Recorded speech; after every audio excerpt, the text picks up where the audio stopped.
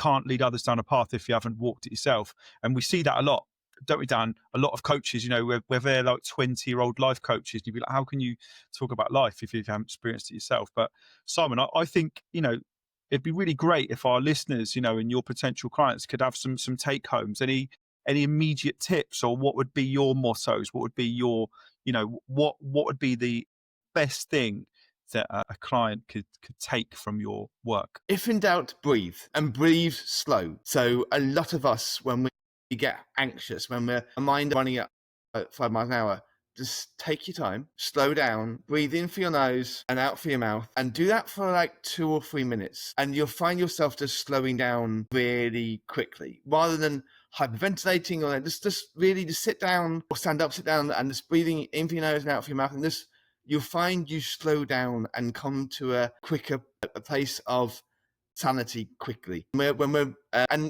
Just breathe, just breathe properly. So breathe in for your nose, out for your mouth, breathe from your diaphragm, not from your chest, and just see how quickly it happens that you are in this place where you can feel sensible and secure. The other thing is, and I learned this from one of my mentors, is that the words we say to ourselves are the worst words that we say.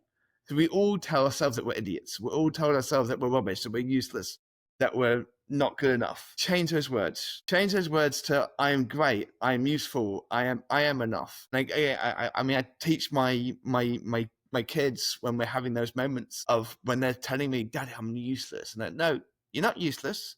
Let's work through this and go from that and talk and talk about it. Write down on a piece of paper what your goals are. Make sure they're smart, make sure they're intelligent. See how breath work can, even like a 5-minute breath work, can really keep you going. And like you said before, there are coaches that, well, I'm a breathwork coach, and I try and do my best to do my own breathwork every day.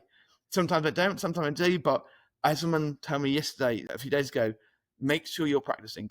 Make sure you're practicing what you're preaching, because people can tell. People can tell that you're not practicing what you're preaching, that you're just there for the money or whatever have you. Make sure that you are practicing yourself as well. Wow. Love that. Powerful stuff. I got 2 questions. My first one would be to you, Dan. Dan, for me, that was so powerful. I was dialed in. The hairs on my back and my neck were turned up, if you like. How do you put that into writing? What would be the best place to repurpose it? What would be the best place to put out your life, your life story, so it resonates with others, creating hooks, etc. What would you do with that? Yeah, it's definitely harder to get it from video into writing, that kind of story. But what I would say is, with your clients at the moment, or with whoever your potential clients could be, ask them what problems they're having. Ask them what they want to know from you. And what I'd say to that is, you then put it into a couple of sentences, just starting out an intro. Then think of a story about when you've solved it before, maybe for yourself or maybe for another client. Talk about that. I think it doesn't really matter in that story how you write it. It doesn't have to be like all optimized, copyrighted, all of that.